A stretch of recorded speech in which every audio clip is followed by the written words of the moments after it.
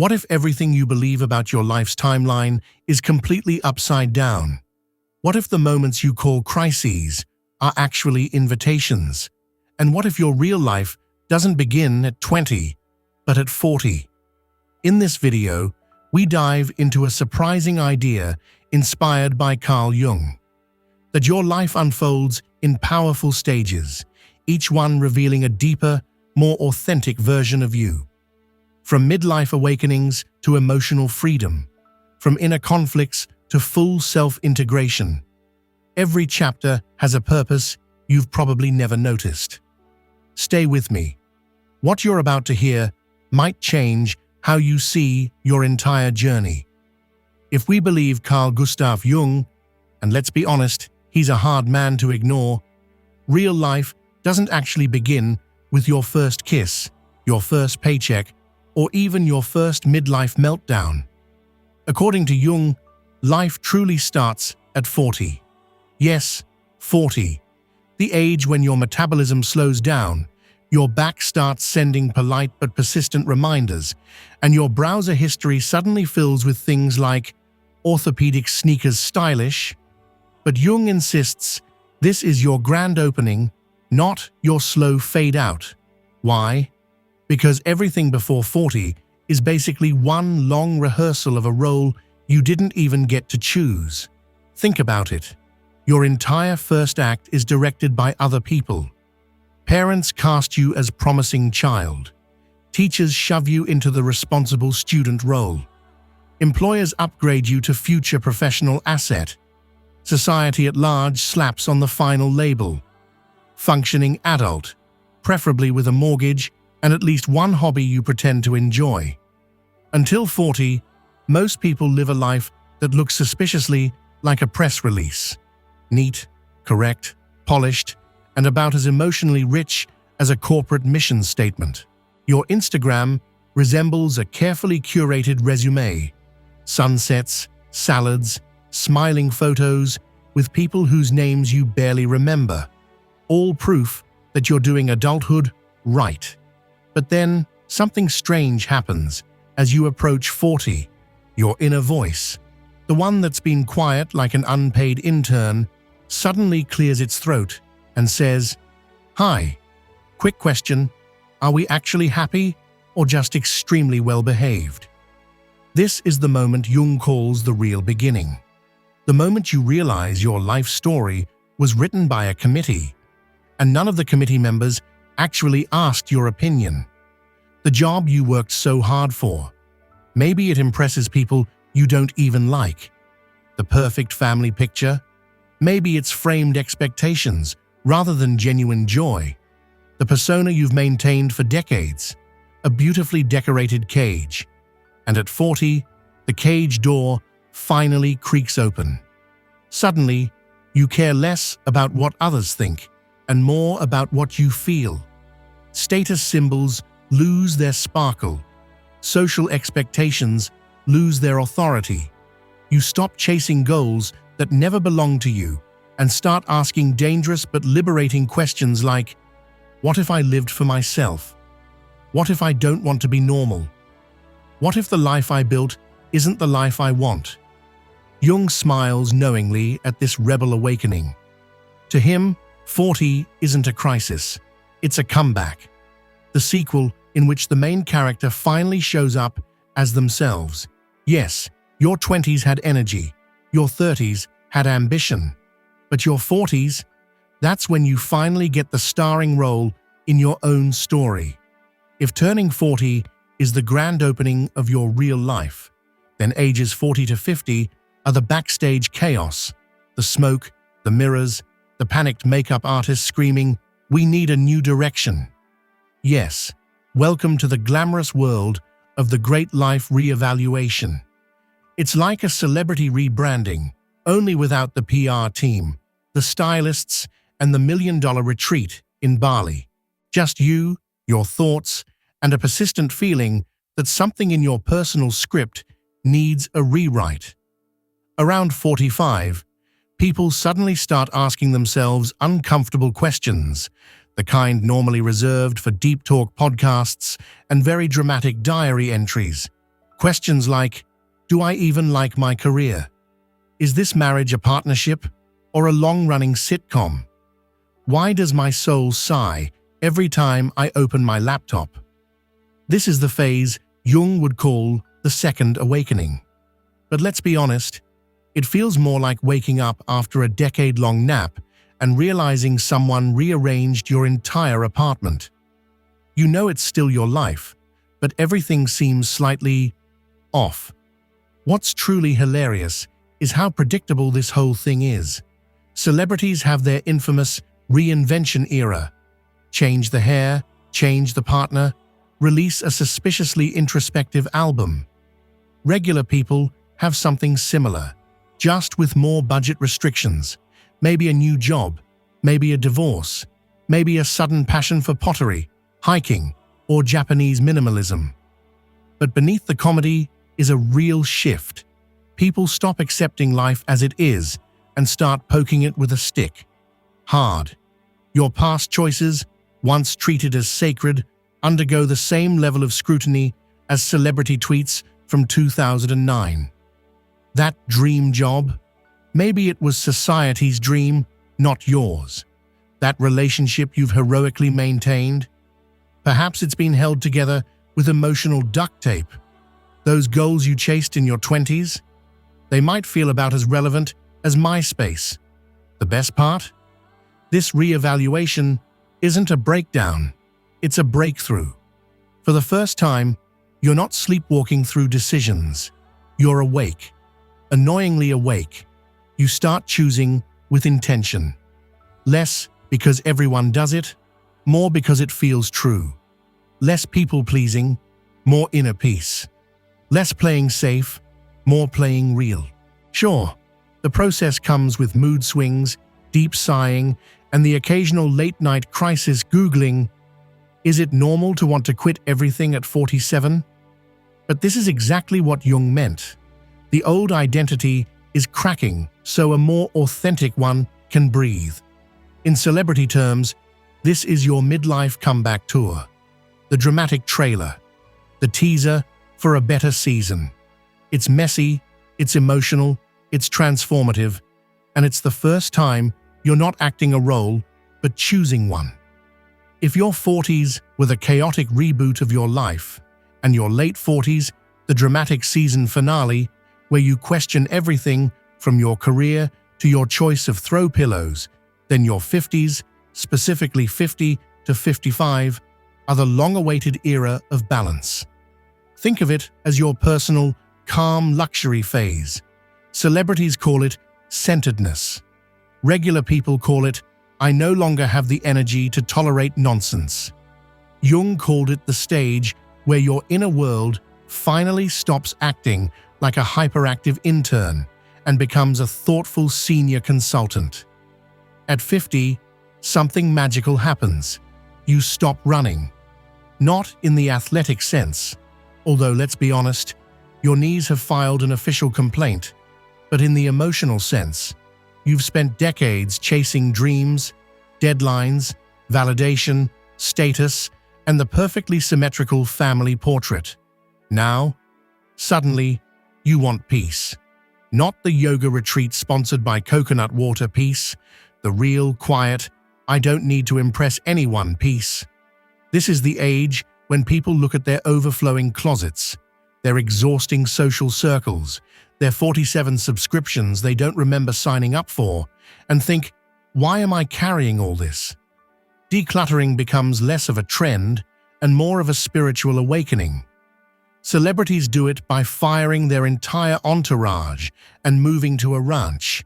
You do it by blocking half your contacts and finally deleting that group chat that's been draining your will to live. By 50-55, priorities shift dramatically. Less success, more serenity. Less networking, more napping. Less, how does this look? And more, how does this feel? People stop chasing shiny things and start seeking meaningful ones. One good friend becomes better than 50 casual acquaintances. One fulfilling hobby beats any corporate achievement trophy-gathering dust. And don't be surprised if health suddenly becomes your new religion. not in a panicky way, more like a very slow, gentle negotiation with your body. I'll give you better sleep and fewer pastries, and you stop making that weird popping noise when I stand up. Deal. Relationships evolve too. If you're in a long-term partnership, this is the era when you finally get to talk without someone needing help with homework. Some couples reconnect. Others realize they've been living parallel lives like two celebrities who accidentally share a mansion. But here's the beauty. Everything becomes intentional. Your time, your energy, your relationships, all trimmed to fit the new, calmer you. This 50-55 chapter is not about slowing down. It's about leveling up, quietly, wisely, stylishly. Jung would say, this is when life finally becomes your own. I'd say it's when you stop surviving and start living like someone who knows exactly where they're going, even if they walk there slowly with comfortable shoes. If your early 50s were the calm luxury chapter of your personal saga, then ages 55 to 60 are something even richer. Your wisdom era, the one celebrities love to rebrand as their spiritual awakening, usually announced from a beach in Bali with wind machines and expensive linen shirts. But in real life, this phase is less about linen and more about finally understanding what actually matters. At 55, people stop obsessing about climbing mountains, metaphorical or literal, and start appreciating the view. Not the Instagrammable view, but the quiet, internal one that says, hey, I survived a lot, and somehow I'm still here. Not bad. This is the age when you suddenly become suspiciously calm. The drama that once sent you spiraling now barely moves an eyebrow. Someone criticizes your choices? Cute. Your colleague is trying to outshine you at work? Let them. Your neighbor buys a ridiculous new car to show off? Adorable. You've evolved into the human equivalent of herbal tea, warm, soothing, and mildly judgmental. Jung would call this the stage where past experiences turn into actual wisdom, not the inspirational quote kind, but the quiet, grounded kind you can't fake. You've lived enough to know what's real, what's nonsense, and what isn't worth losing sleep over. Interestingly, this is also the era when many people discover their inner teacher. Celebrities write memoirs full of deep revelations. Regular people become unofficial family gurus, explaining life to children, grandchildren, and random young co-workers who think you know everything because you once survived dial-up internet. You don't try to instruct others. Your existence just naturally becomes educational. Even your silence has life lessons in it. And let's talk about relationships. By this age, you crave depth, not drama. You prefer one sincere conversation to 10 loud parties. You choose people who give peace, not migraines. You finally understand that emotional minimalism is the ultimate luxury. Nature also starts looking suspiciously meaningful. Sunsets hit harder. Trees seem wise. A quiet morning walk feels like a philosophical ritual. You begin to see connections, patterns, symbolism, like Jung predicted. You're not just living life anymore, you're decoding it. Physical aging? Sure, it's there. Bones click, eyesight rebels. But honestly, you don't mind. You've learned the secret. Aging isn't a decline. It's an upgrade to a calmer, smarter operating system. By 60, you're basically a sage with Wi-Fi. This 55-60 period isn't about achieving more, it's about understanding more. It's when life stops being a race and becomes a masterpiece, you finally have the time to appreciate. And Jung would nod approvingly, because this is the chapter where you stop performing life and start truly living it. If your late 50s are the wise, calm, monk era of your personal biography, then ages 60 to 65 are something even softer, sweeter, and surprisingly liberating. This is the chapter Jung would call the era of freedom and acceptance, though honestly, it might better be described as the age when you finally stop giving emotional discounts to people and start living like someone who knows their own worth. At 60, a magical transformation happens. You stop trying to control life, and life suddenly becomes a lot more pleasant. It's like realizing, after decades, that the steering wheel in the passenger seat does absolutely nothing, so you finally let go of it. Celebrities at this age often rebrand themselves as enlightened gurus, releasing lifestyle books with titles like Letting Go Gracefully or Aging with Intention. Ordinary people, however, achieve the same enlightenment simply by losing interest in nonsense. A neighbor's gossip? Cute. Someone's opinion of your haircut? Irrelevant. Society's expectations? Darling, please. This is the era when freedom stops being an outside concept, a job change, a vacation, a bigger house, and becomes something internal. Freedom becomes the ability to breathe without asking permission, to rest without guilt, to say no without offering a 3-minute apology monologue. Around 60, people discover something shocking. They don't actually need to fix the past anymore. No more endless replays of mistakes. No more arguments with ghosts of old decisions. The past becomes a museum, interesting to visit, but you certainly don't want to live there. And the future, once a scary unknown, becomes a gentle companion. You stop worrying about where life is taking you and start trusting the ride, mostly because by now, you've survived enough plot twists to know everything sorts itself out eventually. The body ages, of course. Joints crack like old vinyl records. Eyesight negotiates its own terms. But even this becomes part of the comedy rather than a tragedy. You begin treating your body like an elderly but beloved pet, with patience, affection, and the occasional vitamin bribe. Relationships become simpler too. You keep the people who feel like sunshine. You release those who feel like weather warnings. You want depth, not drama. Laughter, not tension. Most importantly, 60-65 is the stage where acceptance blooms. Not the passive, fine, whatever acceptance, but the wise kind. The understanding that life is a river, not a spreadsheet.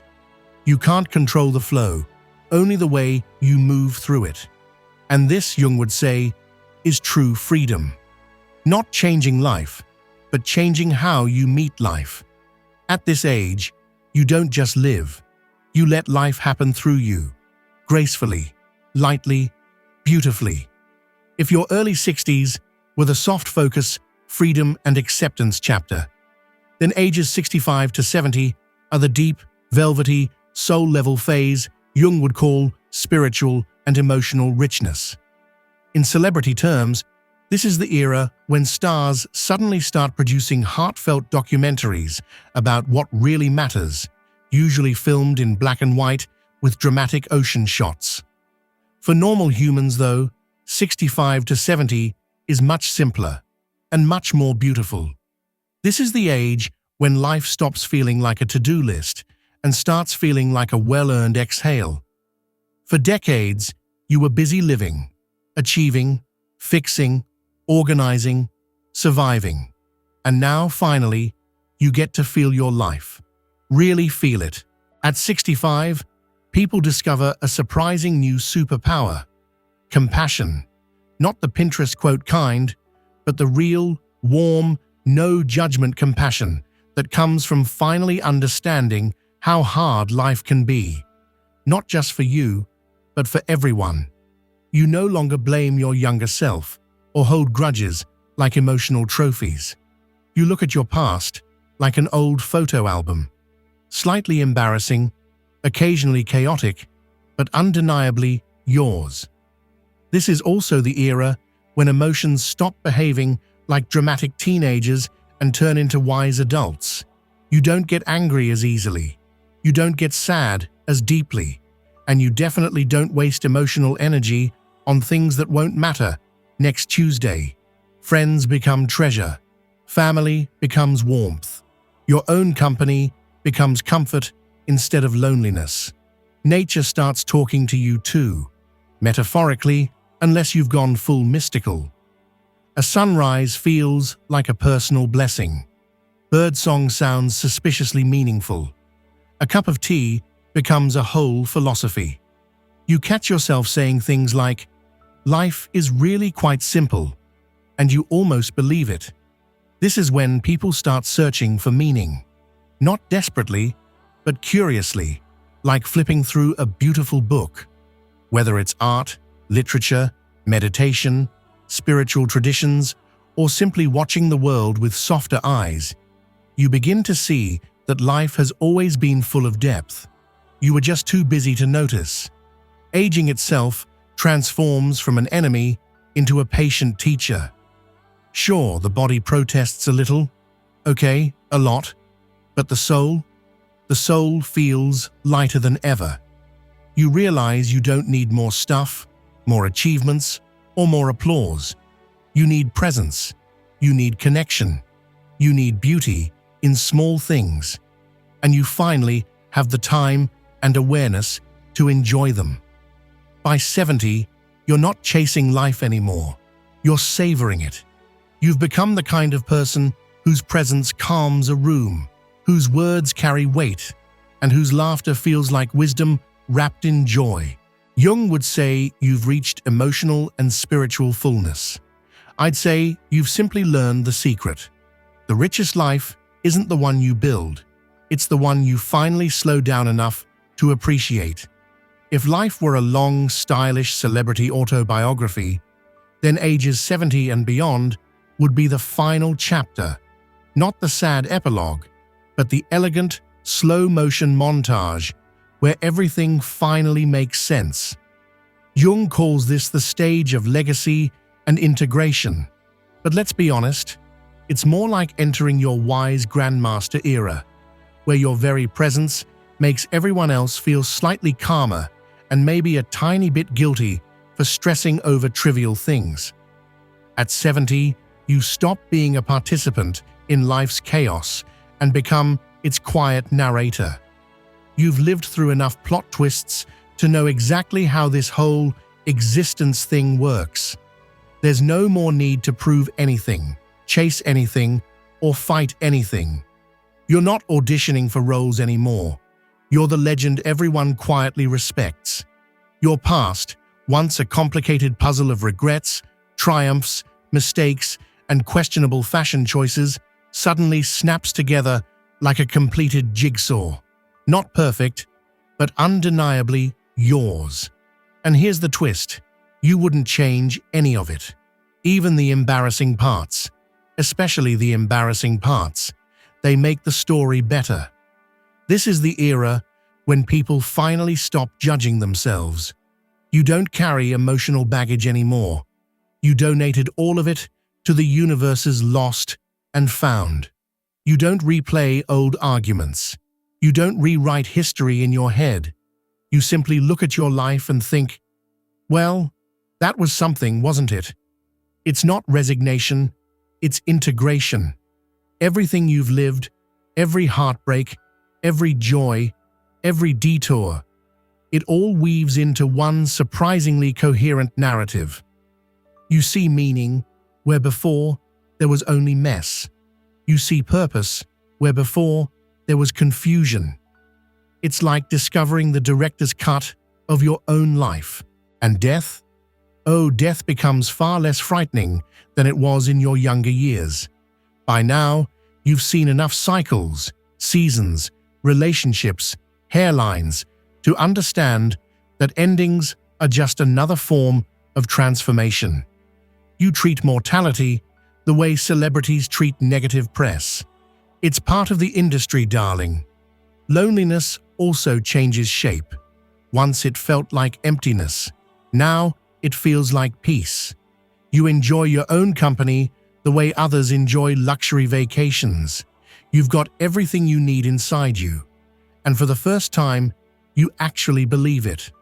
What's truly beautiful is that others begin to see you as a source of quiet wisdom. Not because you give long speeches, but because you radiate a kind of inner stillness that only comes from a life fully lived. People come to you for guidance, not instruction. They just want to stand near your calm. By this age, you finally understand Jung's point. Life isn't something you conquer, it's something you integrate. And if you've made it to 70 with a soft heart and a calm mind, congratulations, you've mastered the art. If Jung had a PR team, Point 8 would be the tagline on every billboard. Life doesn't happen to you, it happens through you. A bold statement, sure, but let's unpack it without diving into mystical jargon or forcing anyone to burn sage. According to Jung, most people walk through life like overwhelmed extras in a movie they think someone else is directing. Things happen, chaos erupts, emotions explode, and we say, "Why me?" Or, for dramatic flair, "What have I done to deserve this?" But Jung, sipping his psychological espresso somewhere in the great beyond, would lean in and whisper, "Relax. Nothing is random. This is all part of your psychological screenplay. Every joy, every heartbreak, every weird coincidence. It's not just happening around you. It's happening through you. You are not the victim of the plot. You are literally the vessel the plot uses. This is why the same types of people, same problems, and same emotional dramas keep reappearing in your life like an overcommitted supporting cast. The universe isn't glitching. Your unconscious is trying to get your attention, and it's persistent, like a talent agent who refuses to believe you can't sing. Think of your life as a giant psychological production. Your childhood trauma, that's a recurring subplot. Your annoying coworker, a mirror the universe keeps shoving in your face. Your heartbreak at 29, 34, and 41. A pattern your unconscious is practically screaming for you to notice. Jung famously said, "Until the unconscious becomes conscious, it will direct your life, and you will call it fate." In Hollywood terms, this means if you don't read your own script, don't be surprised when the plot keeps surprising you. And yes, this applies to all the emotional plot twists too, the painful ones. According to Jung, they are basically personal growth opportunities dressed as disasters. Think of them as inner evolution in action, not karmic punishment. Even if it does feel like the universe is roasting you sometimes. When you start seeing life as something happening through you, everything shifts. Failures start looking like turning points. Coincidences start feeling like messages. Breakdowns start resembling breakthroughs. And even the painful moments begin to have a weird kind of meaning. The kind you only understand later, like deleted scenes that suddenly tie the whole movie together. This perspective doesn't magically fix life, but it makes you the main character, not the background victim. And once you realize you're both the actor and the instrument through which the story unfolds, well, suddenly the chaos feels a lot more like destiny and a lot less like a bad script. If life is a long-running series, then Point 9, the conflict between ego and self, is the show's main plot twist. Not the cheap soap opera kind, but the high-budget psychological drama with excellent writing and a surprise ending. According to Jung, every person lives with two main characters inside them. Ego, the PR-friendly version of you. This one wants comfort, stability, admiration, and a life that looks good in photos. Ego cares deeply about schedules, job titles, and whether people think you're doing well. Ego is basically your publicist, always trying to keep things under control and looking respectable. Self, the wise, mysterious, slightly chaotic director of the entire production. It doesn't care about how you look. It cares about who you are. The self wants truth, depth, inner growth, and, worst of all, authenticity. It will burn down your carefully arranged life set if it thinks you need a change. These two are constantly fighting, and honestly, it's hilarious if you look at it from the outside. For example, your ego wants a stable job. Your self wants meaning. Your ego wants a neat, predictable life. Your self wants transformation, new perspective, and maybe a spiritual earthquake or two. Your ego wants comfort. Your self says, "Hold my tea," and triggers a crisis that flips your entire life upside down. Jung insists this conflict isn't a bug. It's the entire system. Every crisis, the self stepping in, because ego has been running the show like a nervous intern. Every breakup that felt inevitable, the self saying, "Sweetie, we outgrew this plot line." Every burnout, boredom wave, or existential meltdown at 3 a.m.